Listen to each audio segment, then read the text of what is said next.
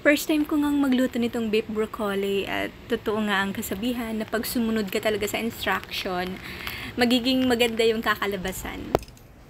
Una, papakuluan yung beef sa pressure cooker. So, ayan.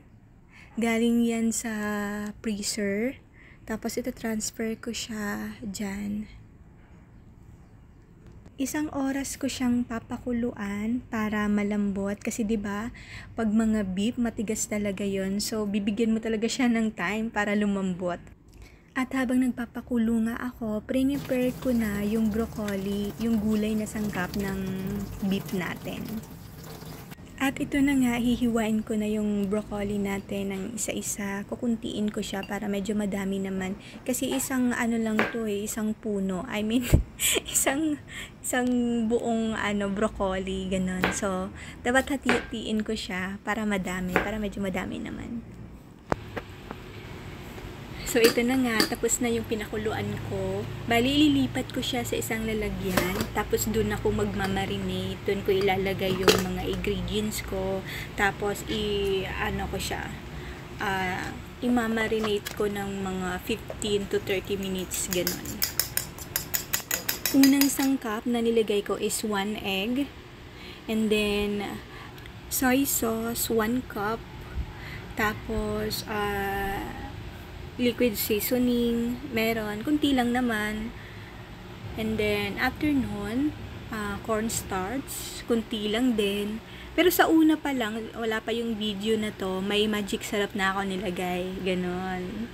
Tapos, hinalo ko na lang siya, halo-halo. Ayan na, tapos na, takpan ko muna. Ayan.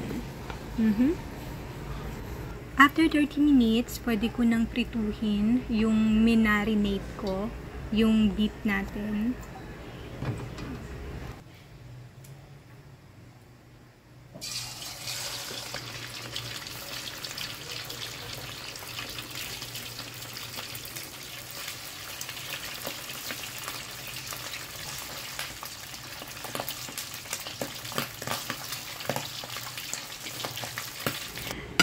Ito na nga, after ilang decade na pagpiprito, natapos din. Ay, salamat.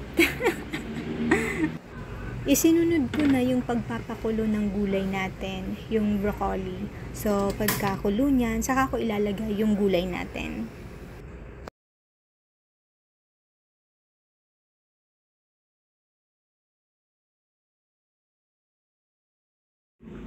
Oh, ayan na, tapos na. Pwede na tayong mag-isa.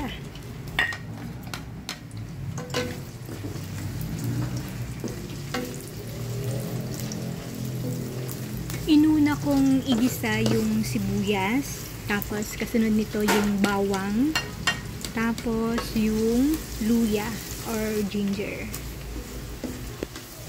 And then, mikos-mikos. Tapos pag medyo brown na, katulad niyan, saka ako nilagay yung beef natin. Ayan, ito yung prinito natin kanina. Prinito ko lang to. Antayin natin kumulo, tapos lagyan ng oyster sauce. Kunti lang naman, ganun. Tapos 1 tablespoon na sugar, white or brown. Tapos paminta, syempre.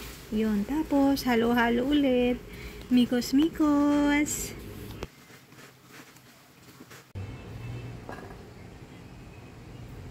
And then, pag okay na, saka muna ilagay yung itong gulay natin, yung broccoli natin. Yan. Tapos, ihalo na lang ulit. Ganun. So, ayun. Tapos na.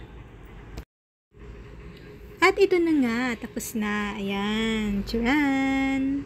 At nang natikman ng husband ko, ang sabi niya, mas masarap pa daw kaysa sa hapchan. O, paano? Salamat sa panonood. Bye!